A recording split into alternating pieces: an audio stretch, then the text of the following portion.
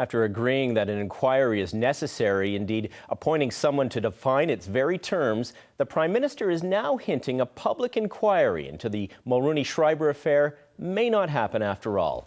He said it during a year-end interview with Peter Mansbridge. Susan Bonner has some of the highlights. Prime Minister Harper used the annual year-end interview to reflect on some of the most difficult issues his government faces. Among them, should there still be a public inquiry into the Karl-Heinz Schreiber-Brian Mulroney controversy? I frankly have never wanted to make this call myself. Harper makes it clear he'll defer to the advice of David Johnston, the independent expert he hired to advise the government on exactly what the public inquiry should look at. But now Harper is hinting he'd accept some other suggestion altogether. If he says to you, you know what, you don't need a public inquiry. I think whatever advice David Johnston gives us, it's almost a certainty that that is the advice we will follow.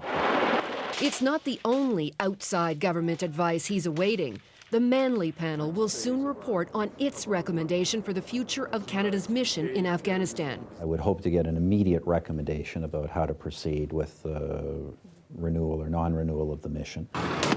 The government would like to see the mission extended to 2011.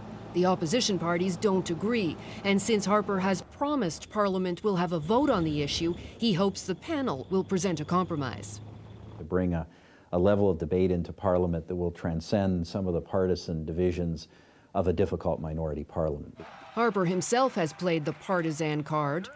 Is that the continuing actions of the Liberal-appointed... Most recently and most starkly when he accused the head of the Nuclear Safety Commission of being a Liberal partisan, putting Canadians' health at risk over the isotope crisis.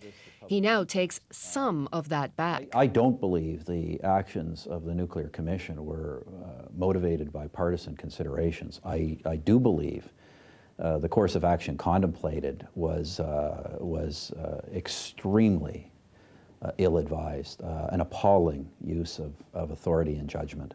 So will there be changes on that commission as a result of that? I'm not in a position to comment on that, Peter. But the Prime Minister did have a comment about his government's climate change plan.